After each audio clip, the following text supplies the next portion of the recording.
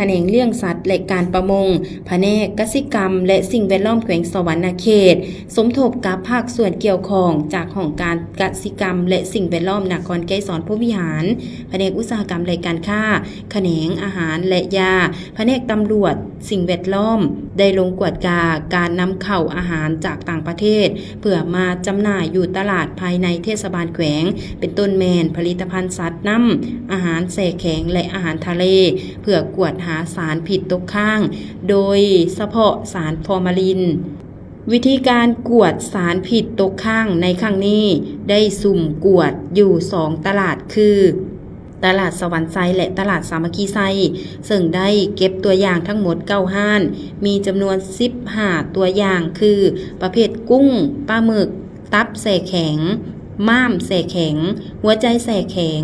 และนมหมูแส่แข็งผ่านการกวดกาครั้งนี้แม่นบ่พบสารตกค้างในนี้ก็ย้อนว่าอาหารเป็นปัจจัยสำคัญต่อการดำรงชีวิตของมนุษย์เป็นสิ่งหล่อเลี้ยงห่างกายให้ดำรงได้ยาวนานจนหมดอายุไขปัจจุบันความต้องการบริโภคอาหารมาหลายขึ้นผู้จำหน่ายได้มีวิธีถนอมอาหารในรูปแบบต่างๆเฮ็ดให้อาหารเหล่านั้นบ่เน่าเปื่อยหรือบูดเน่าซึ่งในขบวนการถนอมอาหารเหล่านั้นได้นำใช้วัตถุดิบสารต่างๆที่ส่งผลเสียต่อร่างกายในนั้นพบเห็นหลายแมนฟอร์มาลินเนื่องจากสารฟอร์มาลินเป็นสารที่ใช้ทางการแพทย์ในการดองศพเพื่อบ่ให้เน่าเปื่อยใช้ฆ่าเชื้อโรคเชื้อราและเฮ็ดความสะอาดฆ่าเชื้อห้องติดเชื้อดังนั้นผู้ค้าขายบางส่วนมักนำมาใส่แส่ผักอาหารสดเพื่อเฮ็ดให้อาหารอยู่ได้ดนซึ่งสารฟอร์มาลินก็ให้เกิดอันตรายต่อผู้บริโภคซึ่งในกรณีได้หับสารหน่อยห่างกายสามารถกำจัดได้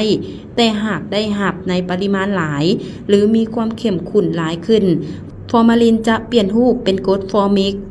จะทำลายการเฮ็ดเวียกของเซลล์ในห่างกาย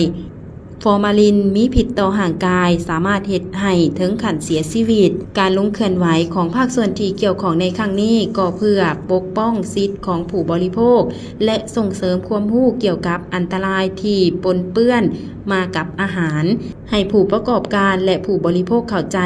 และให้การร่วมมือในการปฏิบัติเพื่อความถูกต้องและปลอดภัยต่อชีวิตผู้บริโภคเพื่อปฏิบัติตามพระราชบทบาทของแขนงเลี้ยงสัตว์ในการประมงให้ถูกต้องและสำเร็จผลตามคาดหมายที่วางไว้